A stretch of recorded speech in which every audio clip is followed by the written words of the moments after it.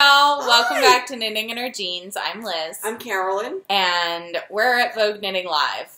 So you can find me on Instagram and Ravelry as Toolizzforyou, Toolizzforyou. And I'm cpredmor on Ravelry. And I'm usually posting as Knitting in Our Jeans on Instagram. Some of you may have seen our sailing pictures or some of our sailing pictures past week and a half. Yes. We had a very interesting experience, which I think we'll talk about later. Okay. This is something I just finished. This is obviously a headband. It was 20 degrees here today. My husband on Wednesday night, flying back from Antigua, said, "Oh, you're going to have a great time. It's going to be 48 degrees. I'm not sure whose weather he was looking at. Sure as hell wasn't ours. Don't think it was New York.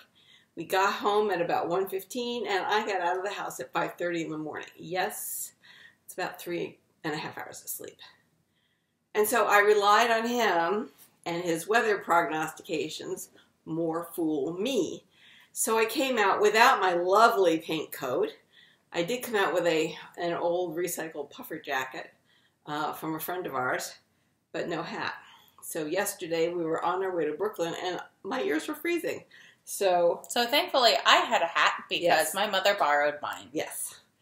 So I now have finished a headband, a wool headband, out of Neighborhood Fiber, I believe. Yes. Yes. And it's worsted. Studio worsted. I don't know the colorway. No. It came out of Deep Stash. But I have a very high grade headband for tomorrow because it's again supposed to be in the 20s. We had snow today. It is all gone. Actually, it's going to be 34, I think, by midnight, and then maybe dipping down again. So, yes, there may be ice in the morning, and then going back up again. So, now getting my headband back on. So Mom is wearing a sweater from Susan Crawford's vintage knitting book, the second, volume 2. And I am wearing my finished love note. Well, I guess you all didn't see it in progress at all. So my love note, which was my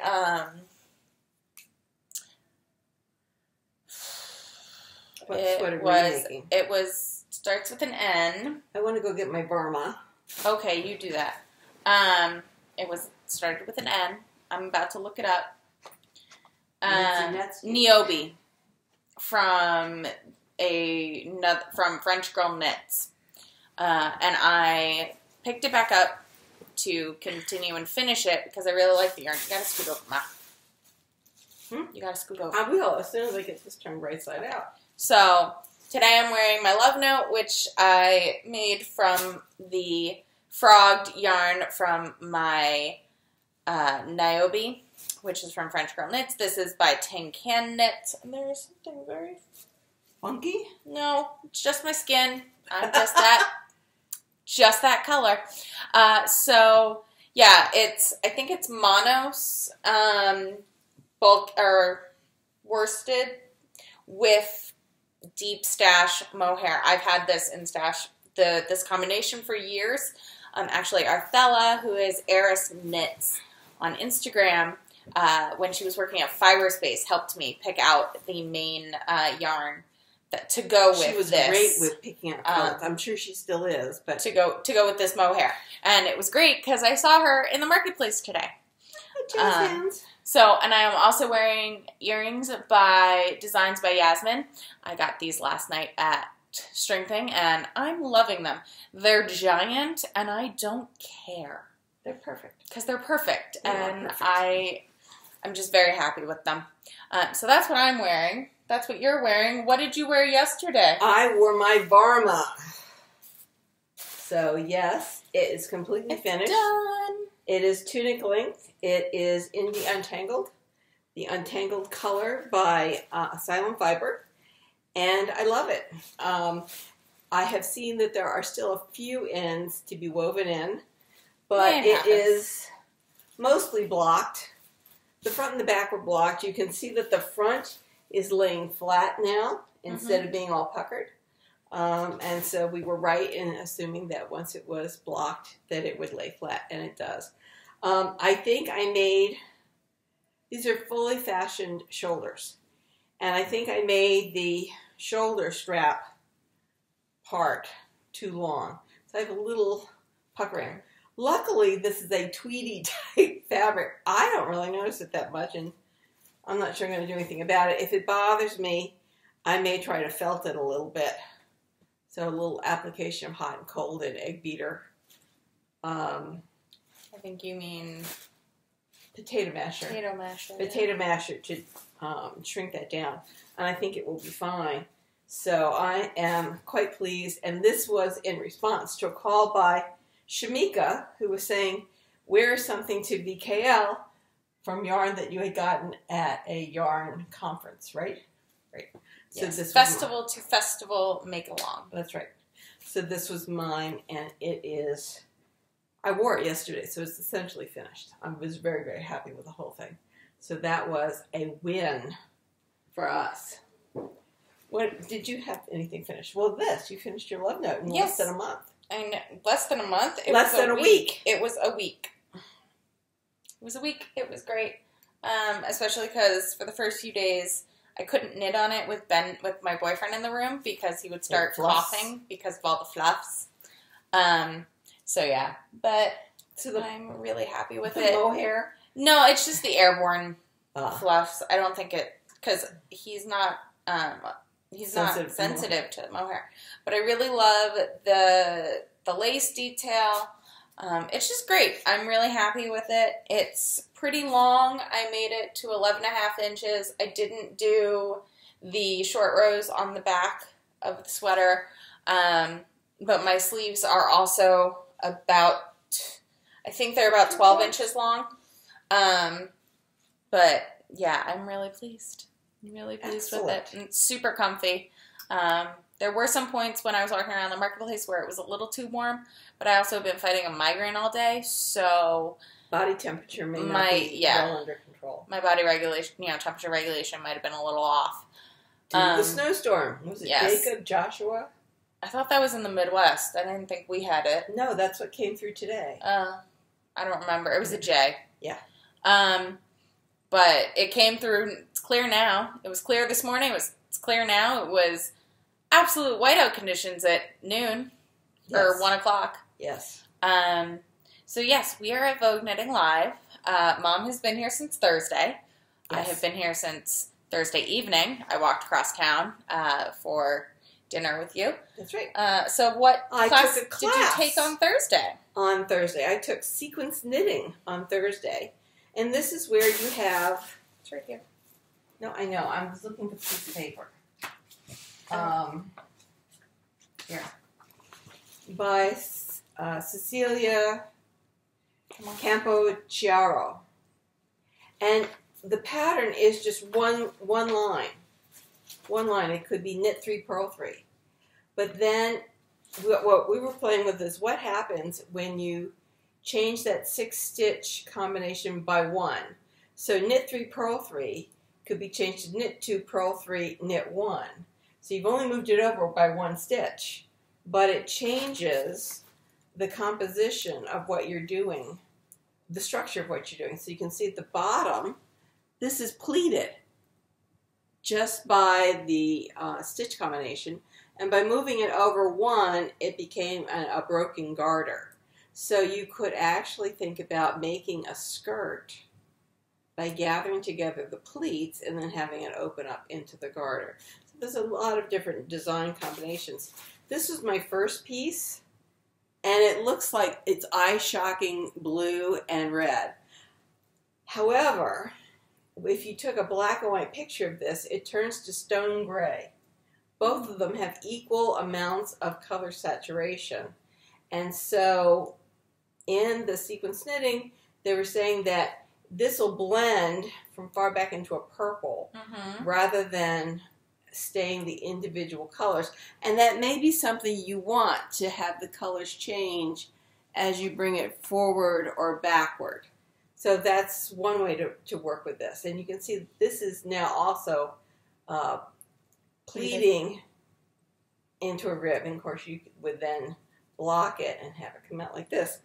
One of the let's see, and then this was another piece where what I did was I started knitting where the pearls had been and purl where the knits had been, and you could end up with a block pattern. And I was so entranced with a scarf that she had, I went out and got some wool. She had used 1,200 yards of wool and silk mohair. So I now have 600 yards of unique worsted, extra fine superwash merino. In a beautiful, like, it's a kind of a long stripe. Yes, and that's what she was talking about, a very long variant. And then I got pretty much a solid-ish silk semi-solid mohair. Mm-hmm. And so what you do is well, I'm going to do a border of just 2 plain rows, I think. Okay. And then you do 2 rows of the pattern in this, and 2 rows of the pattern in this, 2 rows of the pattern in this, 2 rows of the pattern, and it ends up being something that's almost ethereal. It was the most amazing thing, and a really lovely color changes. And one of the things she was talking about is you want to look at the color saturation and a color depth in the skeins that you have. And you want to try to get your contrast so that it's mostly different from what the other color is. And I think I've done it just about. There's a little bit of an overlap in that pink with that. But for the most part, it's a pretty saturated red. Yes, there are 2 different shades of gray. Yes. If I will show you all. So I think I held to all the... That is the colors in black and white. Right. So they're different in saturation. Yes. So I think it's going to work up really well. I would be starting it tonight. However, we were at a class today where we started sweaters, baby sweaters.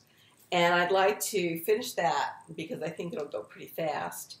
And this, I'm working with the sock blank material that I got from Lady Di. It's 3 Fates yarn. It's from the Rhinebeck Club. Right. And Lady Di. We took that class with Amy Detchen, and she loves purple, and I'm really quite fond of purple. So this is making up into a really nice little sweater. This class was contiguous sleeves. So a contiguous sleeve could be a raglan because you knit it contiguous. No, but hold on, contiguous with the body, but it doesn't look like a set-in sleeve. So specifically, the contiguous sleeve is it looks like a set-in sleeve. Looks like this sleeve. So I am just about down to where I separate the sleeves from the body in this, and I'd like to go as far as I can with this piece to finish out this. I might be able to finish it I think tonight. You'll be able to get a full baby sweater out of it. Yeah, I'm hoping so. So this was Amy Detchen's class, and you have... And I have one in blue, but I'm going to be doing some color work, I think, in the next row, and then continue on with some color work in it, because we have a friend who just had their little baby girl, and I don't have anything knit for that small person yet, and so that might go to them. Go to them. So this was today, and I didn't buy any yarn to make more baby sweaters because, as you know from watching us, we've got that whole wall behind me, and it will be just fine. We will figure something out. But I did like the sequence knitting. What Cecilia had said, Cecily had said, was that her entire pattern could be put on one of those little cardboard key tag, and she attaches it with the coilless safety pins to the work so that if she happens to put it down, she can see right from the tag what her pattern is. And it works out very well. So in terms of something that you're not worried about crumpling the paper or anything, it's a one-sentence pattern. And I'm really excited about it. I think this will be really pretty, and will go with my pink coat, which I will never leave behind again. Don't know why you ever. listened to him. Because I was tired. I was very, very tired. So sequence knitting, I was really excited. Now, I got a bag. The ticket that I got to Vogue Knitting, I was able to get part of her package, a bag. She got a bag and the revised finishings book. I'll show you. Not terribly impressed with the bag. I mean, it's cute. It's cute, but it's not as big as some that we have gotten No. from them in the past. In fact, I thought it was a pretty small bag.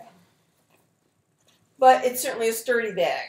So, canvas bag, it says 10th anniversary, New York City, January 16th through 19th, 2020. Yeah. So, but it's a very sturdy bag.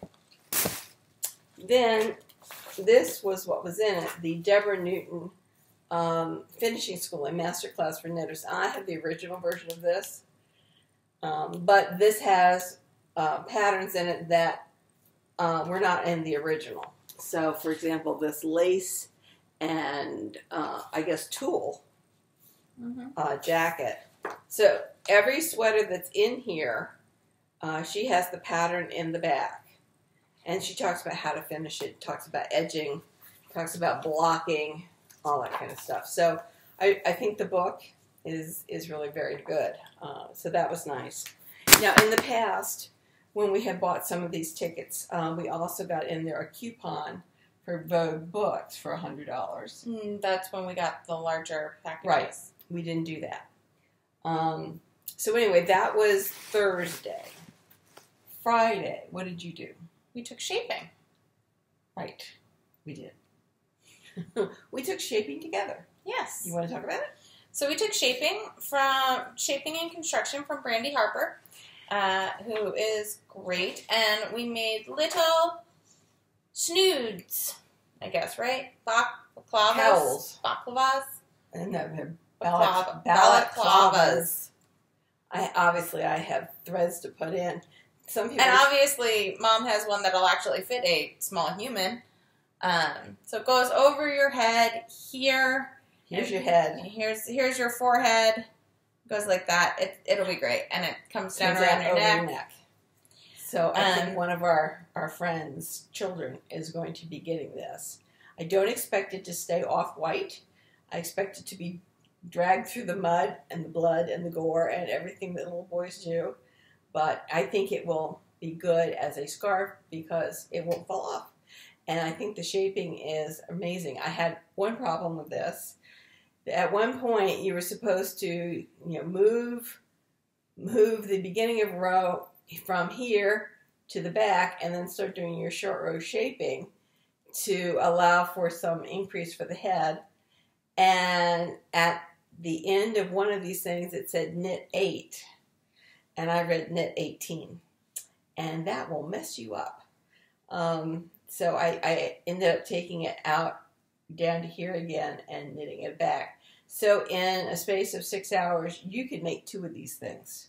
Because I made one and ripped it out and made it again. So it's very quick. This was super bulky. And she said you needed 100 yards. I had about a third left over. So you really don't need 100 yards to make one for a child. You need 60. Right. I guess we could upsize for an adult, or you can buy the pattern. I think she's looking to release the pattern soon. Okay. Yeah. So, and obviously we've got extra ends coming in. Yes. So it was to show the different uses for the different, for some different increases, like the lifted increases that have a very nice, finished look about them, and they create those nice, lines when they're stacked, versus using just some make ones, which, you can't see. They can be a little sloppy sometimes, and then the light keeps dimming periodically. And then, the different uses for the different decreases, which it looks like I missed some. I can't tell. No, it does. No, I didn't. My SSKs and my knit 2 togethers look different. My SSKs are more defined. So yeah, those are the different things that, you know, we learned about, and it was really interesting. It's a really interesting construction of a pattern, and so that was... And the cast on. And the cast on was really beautiful. It's a crochet cast on, normally that we would use as a provisional cast on. But used as a decorative edge so that your edge does not roll as much as a garter or a just regular plain old stockinette edge. Right. Or rolled edge. Right. That you would do. Right. And that got us to Friday night, where we watched the fashion show. Yes. Well, first we went to the marketplace. And that's where Mom got all of that yarn for sequence knitting. And then I got a Shelly Can knitting subway token. It's so cool. Which says, I didn't realize it says something different on each side. It says, have yarn, will travel. And on one side, it says, good for one fair VKL 2020. Well, that's cute. It's really, really precious. And I absolutely love it. It's really dainty. And it's also just like, it's perfect. It's the perfect size. And it's just great for the 10th anniversary, you know, Vogue show. I also picked up a skein of at HAYNES House yarn. She is in the launch pad. You're going to have to show me that again. No, not the Where yarn. it is? Yes. Oh, she is in the launch pad business accelerator program that they have here at Vogue this year, which they have, I think, 5 to 10. I'm not exactly sure the exact number. Businesses that Vogue is helping with like a business accelerator program. Right. So she is a fellow migraine sufferer, and she is also very open about that. And so this colorway is from her migraine collection, and it's called I See Blue Dots. I want to really check that out. And I love it. We have been through the marketplace once, but it's been so busy. It's very crowded, and we think tomorrow will be much less crowded. We don't have anything until a lecture at 2 o'clock. So I fully expect to be in the marketplace casing the joint. There's Lana Grossa there, and I've always heard about Lana Grossa. I saw a sweater in one of the booths called Etude, and my plan is to get some Lana Grossa and make the Etude out of that. Oh, really? Yes.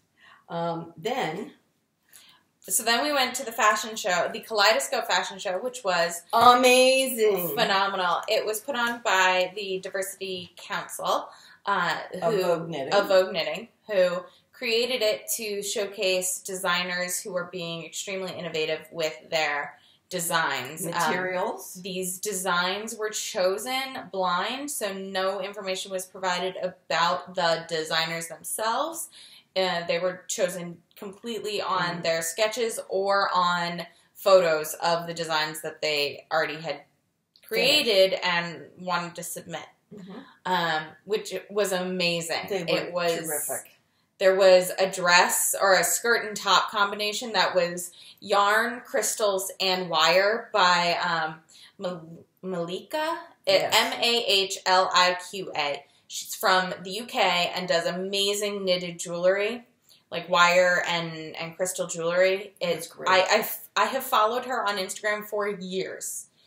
Her stuff is just phenomenal. And so she had this skirt that's just amazing. She and told this top. Last night it took her 3 months.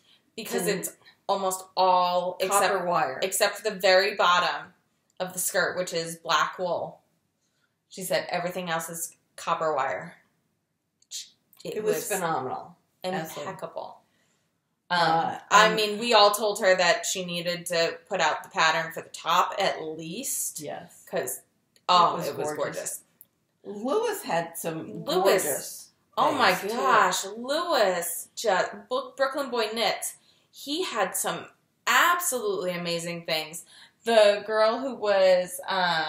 like dancing along to the music. That's his niece. Oh, is it? So his niece modeled for him, which I think is just phenomenal. And those out. He had like 2 party dresses. Yes, and I want some one of each. and some like shawl blanket kind of things, which were really beautiful as well. But the dresses were just phenomenal. Absolutely stunning. Gregory Stitch, who is a crochet artist predominantly, had a Well, the jacket he was wearing was phenomenal. Yes, the jacket he wore himself was just phenomenal. Very Gregory Stitch. He made a jumpsuit. There was so much amazing textile art that came down that runway. That looked like granny squares, but were really hexagonals. And, yeah. And you said, "I want to get me some of that." Yeah. I thought of a knitted pattern that might work. You know? Yeah, the Peruvian, Persian dreams. Yes. Yeah, I thought that too. Would be, and it made into a dress. Yeah, it was gorgeous. Absolutely gorgeous. There was Gregory Stitch's final look was a ball gown. Yes. It was it was a corseted strapless top, and then the skirt. It was like a ball gown. It looked like he had taken like bulky plied yarn and combed it so that the plies opened over a hoop skirt. It was phenomenal. It was. Nancy Ricci opened the show with a dress that looked very similar to the My Boy Lollipop, so it was extremely wearable, and just there were these little details that just made it so beautiful. Yes. Then she also had an oversized kind of boat neck sweater that can be worn off the shoulder, and a large kind of cocoony open cardigan that was also lovely. And I could see how you would wear that almost every day. Yeah, it was really very pretty. There was one design that had little woven squares that were sewn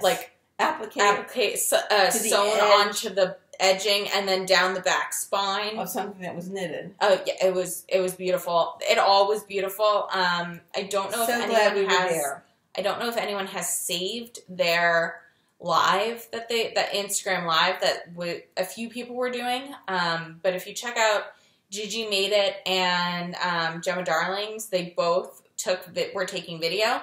Well, you know who else was taking video? Christy. Fruity Knitting. And Fruity Knitting. So, and I bet Christy Glass will put it in her recap. I don't remember she was sitting across from us, so I don't remember seeing her camera or her phone out, but it probably was. Oh, yeah, she had it on her lap. Oh, okay. So, those are 4 different places that you can check out for clips to see that, because I know that was being recorded from a whole bunch of angles. And it was a highlight of Friday. It was. And then after came the yarn toss, where we both were thrown yarn. And literally the people looked at us and said, there. We had been to the Diversity Council, were nominated to come up and throw out the yarn. We had been to their talk. Yes, they had a diversity and inclusion discussion at 12:30 on Friday, which I think was glorious. I am sorry that it wasn't as, it was well attended, but it was not... It was not full, and it should have been, because it was phenomenal. Right. So I think because we were in the second row, that we might have been recognized. Maybe. And, or the fact that I've been sitting there for an hour. You could have been. It got thrown towards, I was sitting next to Danny of Gemma Darling, and she and I, neither of us were going for it, but one kind of, fell next to us, and I picked it up, and she was like, I don't need it. And I was like, okay. So it's Papyrus by Fiber Natura. And it is a cotton and silk blend, and it's 131 yards for 50 grams. And it's lovely. It's got a wonderful hand as far as I can feel. And I think I kept it because it's boyfriend friendly, so I am always looking for new options. And I'm going to try to knit a bralette tonight. The Ripple Bralette by Jessie May. Because one of the things that happens in the summertime is it gets so hot out on the boat, often in the evening and the early morning, when we're not out in the middle of Long Island Sound or Cape Cod Bay. It's really hot. So one of the things that I'm upset about is Winter Silks has gone out of business, and I would be wearing their bralettes. Mm-hmm. But now you're going to try. Attire. So now I'm going to try knitting this, and I didn't want to make it in wool because I felt that it would be too hot. So I'm going to try to work this up tonight and to get it as far as I can to see about the yardage, because there is a vendor downstairs that has Suri alpaca and silk. The alpaca, I feel, would be more warm than the wool. I can't tell. Okay. So we'll see. But the silk would be stabilizing. Okay. So we'll talk about it. Yeah. So that was Friday. So then Saturday, today, I had meditating with knitting with Susan Cologne.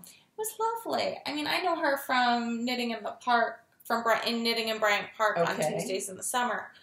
So it was lovely to see her, and it was a really, really nice class. And she talked about, or it was a lecture, and she talked about how, like, her meditation journey, and that, some people just don't meditate. They just don't. And it's more detrimental to their health if they try. Interesting. People who have, pervasive thought anxiety or PTSD, it can be very hard to sit with their eyes closed for an extended period of time. They find it difficult to empty their mind. Not even that. And she told a story about a time when she was learning how to teach meditation, that they had a visit from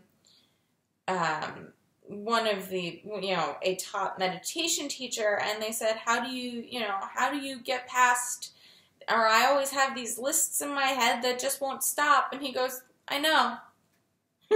Sometimes they just won't. So it's not just you. And, part of what apparently part of meditation is not focusing on the list, just letting the lists go.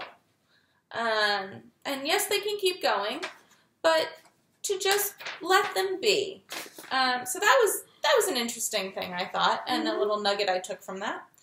And then I still had, as I said, I've been fighting a migraine all day. I think it finally killed now that the storm is gone past. But that's good. Yeah. That being said, who knows what'll happen in the next 5 minutes or whatever. So I then decided to go down and walk around the marketplaces because I just wanted to take another look, and I was supposed to meet up with some friends. And so I walked around the 5th floor, and then I walked around the 6th floor, and I saw all our friends, and it was great. I stopped at Neighborhood Fiber Co., and I stopped to say hi to Karita and to Danielle from Fiberspace, who's at the booth with her. And there was this one section of their booth where it was this cone of deadening, noise deadening. I don't know what happened. I don't know why. But I just stood there and I was like, I'm going to stay here for a second because this is really lovely. And I'm starting to feel overwhelmed because my brain is in pain. And I can't control the lights, but I can control the noise and how much people are around, and being around people I like. Right. Yeah. And they were like, yeah, you stand there. You'll be there. If you need, you do what you need to do. And I was like, this is why I like you guys. Honestly. Words cannot express how thankful I was. Because they were also like, and if you need to come back, come back. Rita was so sweet. She was like, if I didn't have stuff under the tables, I'd offer you to, crawl under the tables. I was like, I adore you all. So that was lovely. And then I walked around. I saw people. I wished Adela from Lola Bean a happy early birthday because her birthday is the 28th. Oh. And I remembered that because last year she was celebrating her birthday that weekend, and I was celebrating my birthday that weekend. So I knew it was going to be like next weekend. And she was like, "What do you mean?" And I was like, "Well, my birthday's the 26th, and you were celebrating it last year, so I know it's around my birthday, but I didn't know what day, so I figured I'm just going to tell you happy early birthday." So we had a lovely interaction. She seems to be doing real well, so that's very exciting. That's her booth has been packed every time I've walked by, so I haven't been able to walk in. But I've said hi to Gay and to Shelby, who are both booth babes. Well, Gay is a booth babe. Shelby's working. Okay. So that's been good, and I saw them. And then I met up with Tanya, and we walked through the 5th floor, and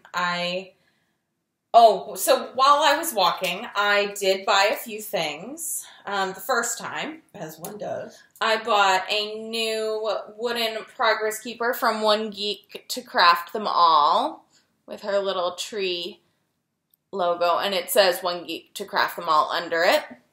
And then I got the Diversity Advisory Council Vogue knitting pin. Oh, nice. Which says Create Together Vogue Knitting.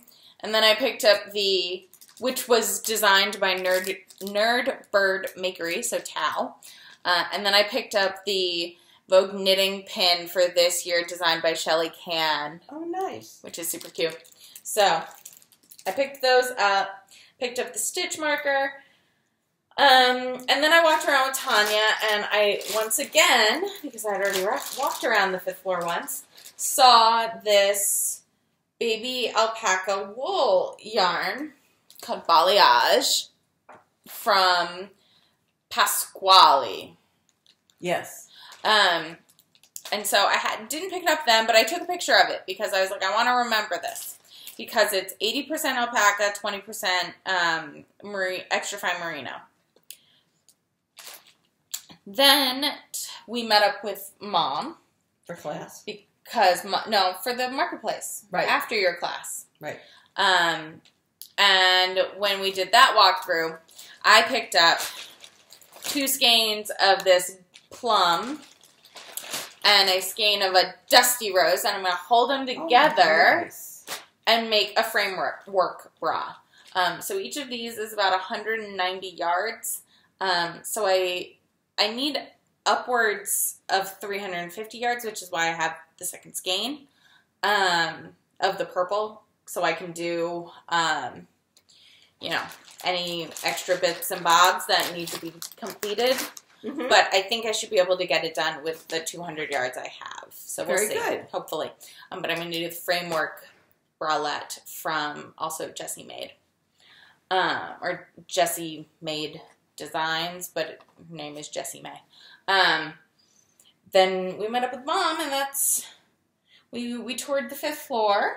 Mm-hmm. But what class did you take this morning? I took a class with Patty Lyons, and it was called Bionic Knitting, and she was kind of taking it off the idea of the bionic man and bionic woman, that you can just keep going and going and going. And she was talking about knitting smarter, faster, and better.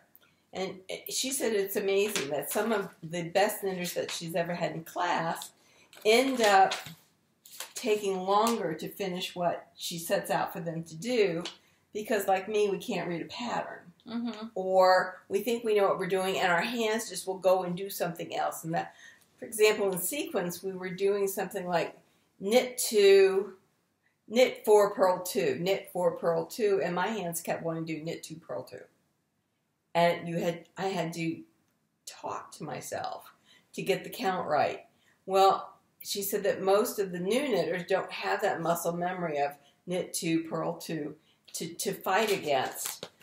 She talked about mapping your pattern. So she said that when you get a pattern, what you want to do is you want to take the schematic and blow it up. So it should be, take this and blow it to the size of a page. And then on there, you write, if it's a 4-inch hem, then you put a line across the bottom and say 4 inches rib, or whatever they're doing that 4 inches of. and then start marking on the pattern where there are decreases, and then times how many times you do that decrease. Then mark where it's going to be straight knitting, and then mark the decreases. Right on here that it's bind off 5, and then where does the neck edge start. So by mapping your pattern, you can deal with and at the same time that we all run into when we talk about sleeves and neck edges, because we will be doing something here and something here, because our necks and our arms happen at the same time. So she felt that by mapping the pattern, that would be really helpful. Now, what I've done, if you notice with my autumn leaf brioche coat, was they said, for this sleeve, repeat what you did on this sleeve. What I did was I actually photocopied the sleeve pattern. So I would have the left side sleeve, back, right side sleeve, right side, all in sequence, so that I could knit them, cross that line off, and keep going around the sweater in order to keep myself at the right place and doing things that needed to be done at the right time. So she said that, you need to think about how do you think about things so that you can map, to do things in the proper sequence. And for her, making a very large schematic and working off of that works really well.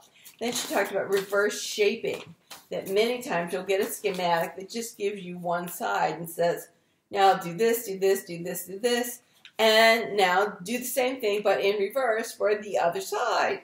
And so what she's saying, you map out the one that has all of the instructions, and then before you write on it, make a copy, so that you can then transpose what's over here in the reverse, so that it will mirror each other.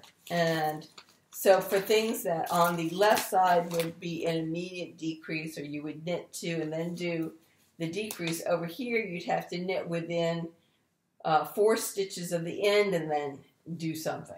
So, it's conscious thinking about how the pattern is going to go and setting it up in advance so that when you actually have the needles in your hand, that you can just fly. So that was interesting. And then she was talking about reversing the stitch patterns. Basically, if this is the stitch pattern you're given for the right or left-hand side, then, see if you can put it into your photocopier and flip it. You may have to bring it into Photoshop or something in order to flip it left to right, right to left. It doesn't really matter. But to get a mirror image of that for your knitting, which is fine. And I thought that was really interesting. As you know, I love cables. And what she was talking about with cables is not color coding the symbols, but color coding where that cable column is coming from, so that you know when you're using it as an over or an under. So for each one of these columns, I would have a different color, and it would be very easy to see when you got to the cross whether this column went over or under, depending on which color was dominant in your chart. And I thought, I just had a life-changing experience. Oh my goodness. This is going to make such a difference in keeping some of the more complex cable patterns going in the right direction. And the other thing she said is that when you're counting your rows, you count those bumps, you count the loops that are on the needle. Never occurred to me. I don't. But okay. Well, she says that that's a row that you have finished. And you have drawn it up and through. That's what she said. That if you do the long tail cast on, that gives you row 1. That gives you what looks like a first row knit. But she says you haven't knitted it. And if you were comparing that with a knitted cast on or an E-loop cast on, you shouldn't count the what looks like a first row knit. So anyway, she had 3 different swatches, all of which had been knit cast on and then knit 4 rows. And before you block them out, they looked very different. Mm-hmm. So that was interesting to me. I don't have a knitted swatch to show you because the last thing we were doing was looking at equalized tension. I don't have a problem with unequal tension. So I did my swatch. She wanted us to practice knitting without looking at our work. That was easy. I do that all the time. Half the time you see me doing it. But there were some people whose knitting changed radically from the beginning of their sample to what they had worked in class, where they were getting much more even tension. They were being thoughtful about their knitting, and it was showing in a much better... They were being intentional. That was the word I'm looking for. They were being intentional about their knitting, and it was stunning, absolutely stunning. I liked the class a great deal. I was speaking to someone at the fashion show last night, and when I told her what class I was taking, she did not have a very positive reaction. That's fine. I wasn't asking different strokes for different folks. I wasn't asking her to come with me.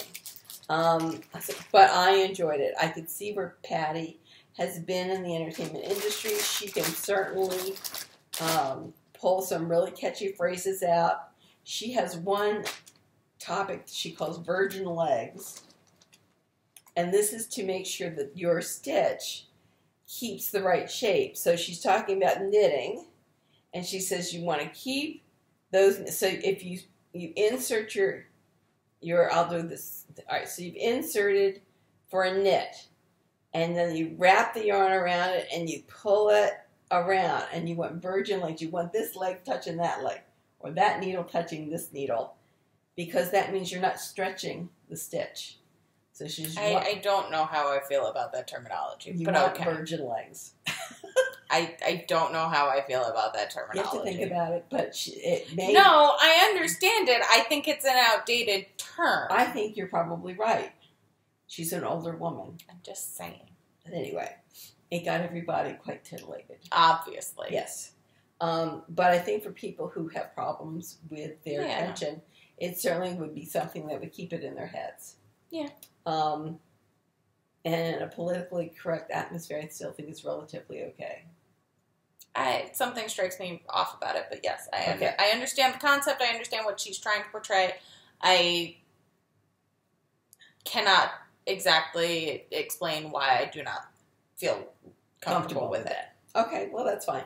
Anyway, I did like the class, and I could see taking other classes by Patty Alliance if there were topics that I thought I needed help with.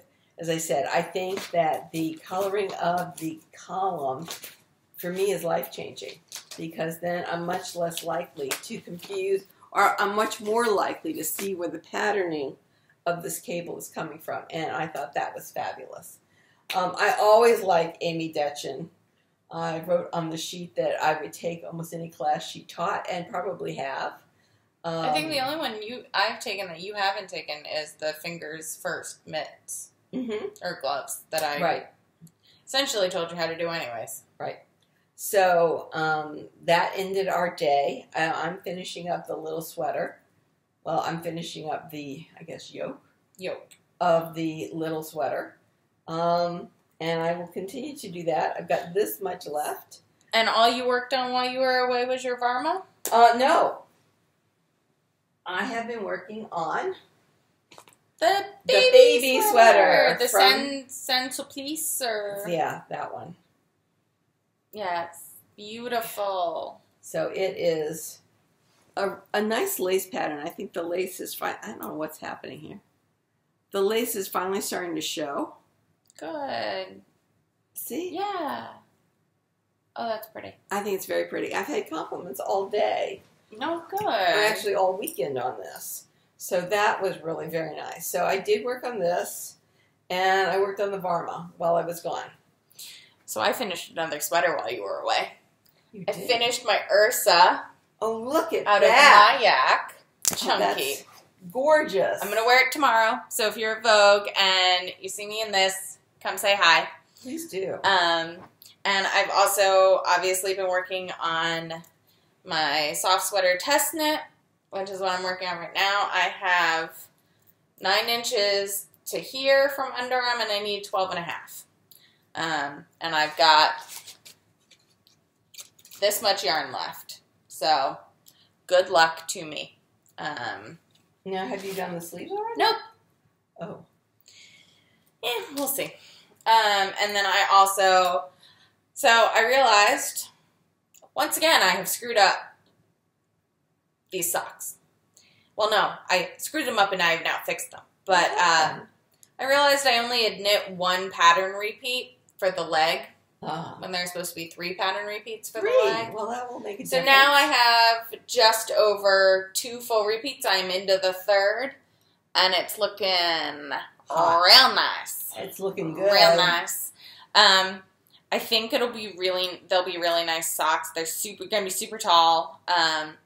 So we'll see how the alpaca wears, and we will see how, I might throw them in the washer if they're, a little bit big, which I think they're going to be. And we'll see how they wear, because it would be kind of nice to have alpaca socks, if that worked out. They'll be warm. Yeah, so, yeah, this has been my first project. I was really upset that I had to rip out. Oh, I bet you were. That foot. But I figured out that one pattern of the one pattern set, 1 chart repeat is essentially the foot to the, and then I can start the toe information. So that was good to find out. So that's what I've been working on. Obviously, I started and finished my love note. So I've been pretty productive so far for the new year. Finishing 2 sweaters and, getting all that kind of stuff done. I know what else Patty talked about was vertical marking. Ah, yes. I do that sometimes. And she does it all the time to make sure that you put it over here and you say, all right, that's my first decrease. And then every 4th row I have to put another decrease, and you just bring it across. That was good, I've done that counting rows when there's no decrease, and I know I want to do 10 more rows or 17, and I'll do, I've done that. So that was another big deal. Yeah. But yeah, I'm excited because I think tomorrow I might get some things, but we'll see. I'm trying not to add to stash all that much, but you never know what will catch my fancy. Let me go get the other thing I bought. There is, there is actually a bunch more alpaca this year than last year. And especially with the influx of Surrey and mohair being on trend, I think that is also helping the yarn buying situation. So we will see. I'm very intrigued. But yes, Mother bought this. So Mom has been looking at a very similar suitcase at the gift shop in the Marriott for the last 2 years. This would be the 3rd year. So she saw the small one and decided it's coming home with us. It's got 4 wheels. Obviously, it's very bright, shiny, and no one will mistake it for theirs. But also, because it's got 4 wheels, it's very stable. And most of you are saying, well, Carolyn, duh, where have you been? Most people have carry-ons that have 4 wheels. Well, I can tell you that coming and going to Antigua, I carried my carry-on, and my back hurt so bad going down because I had my weights in the carry-on so that my bag wouldn't be overweight. And it was just painful. So I said, it would be good to get something that rolls along. So I got that. Our trip to Antigua was very interesting. The flight down was lovely. We got to the hotel. The hotel was Sugar Ridge. It was really very nice. The food was good. There was a pool. We took a tour around the island by a local gentleman. So it was nice because then we would know that when we were sailing, kind of where we were. We picked up the boat on Sunday, And for Sunday, Monday, Tuesday, Wednesday, and Thursday, things went very well.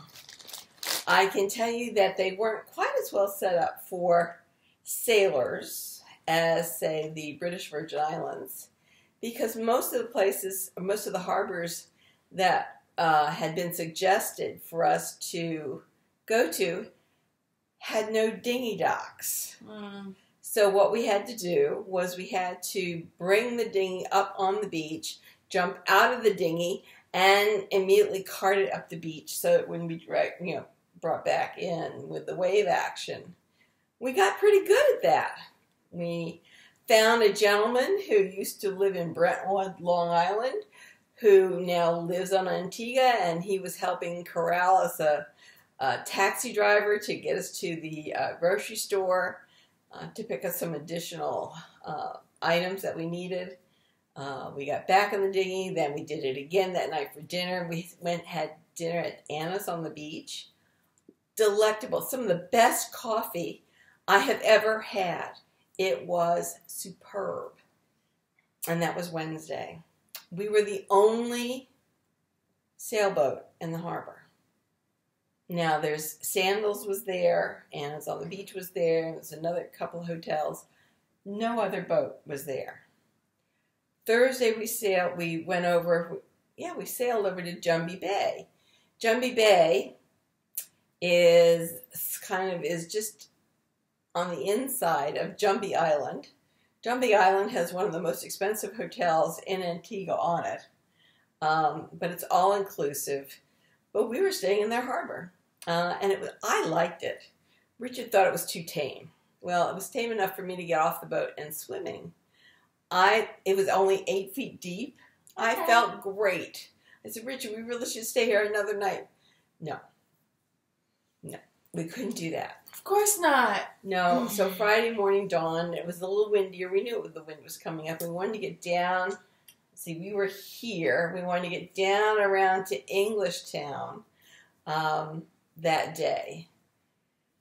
Obviously, we could go this way or we could go this way. The wind was blowing this way. We should have gone this way. We, of course, went this way. I mentioned to Richard that maybe we should go this way. He said, oh, no, we'll be fine. We just turn this corner, it'll be less wind. We turn another corner, it'll be even less wind. And I don't know enough to cry wolf. Yeah. But not in a false sort of way. Say that he is calling wolf. I don't know enough to say, I really think we need to go the other way. He's been sailing for 40 years. I've been sailing for 20, with time out for being social with Elizabeth and all of her social events when she was much younger. So we went out and we went towards the wind. Well, the first 2 hours weren't god-awful. They were pretty difficult, but not horrendously so. The last 2 hours, when Richard kept telling me it was going to get better, got worse. It ended up blowing somewhere around 28 with gusting to 35 miles an hour. And the wave heights were 10 feet. Our catamaran was disappearing into the troughs of the waves. I was getting seasick. And when I get seasick, I get a migraine. So for all but the first 15 minutes, I was sitting on the steps leading up to the steering station with my eyes shut. After about 2 hours, I decided the headache was just getting worse. So I went and got one of the big bath towels, put it on the floor, used it as a pillow, and I laid on the floor in the salon on the center line to be at the most stable part of the rocking. And thought about my niece, who is 2 months old, and how she was really snugly on my shoulder, and how calm she was there, trying to just bring the sense of calm. And that's where I was when we had a wave break on top of the boat. Yes, just came and broke on top of the boat. I can tell you, I was lifted up off the floor and thrown against the leg of the table. The boat went to sea with glass wine glasses and ceramic mugs. We couldn't believe it. And there was no shelf liner. And normally in boats, they'll have kind of a rubberized shelf liner. There was nothing. We had taken the glasses and spread them to try to take up as much of the room as possible so they wouldn't be sliding. Well, with that wave, 4 of the glasses jumped up and came down on each other. They broke. 3 mugs broke. It was terrifying. We thought it felt like we hit something, only we were surrounded by water. This has really changed my view of sailing. I am now open ocean sailing, you're saying? Yeah, open ocean sailing. I am not an Atlantic Ocean sailing person. And I don't know when I might get the gumption up to be an ocean sailing person, because 10-foot waves I find terrifying, because I was terrified. We got to English Town, we pulled into the harbor, couldn't set the anchor because it's hard-packed mud. We came out and around and into Falmouth and easily set an anchor. We were there, let's see, we got there Friday. Oh, and by the way, when the wave broke on top of us, it turned the dinghy upside down, or turned the gas can in the dinghy upside down, and the gas can top became undone.